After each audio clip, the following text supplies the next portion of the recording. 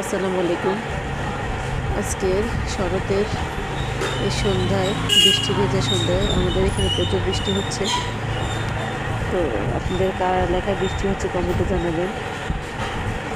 তো আজ মেয়েকে স্কুল থেকে আনতে গেলাম, তখন প্রচুর ফুচকা খেতে মন চাইলো, তাই একটু বসে ফুচকা খেলাম। এমনই হঠাৎ করে আমার মতো কার কার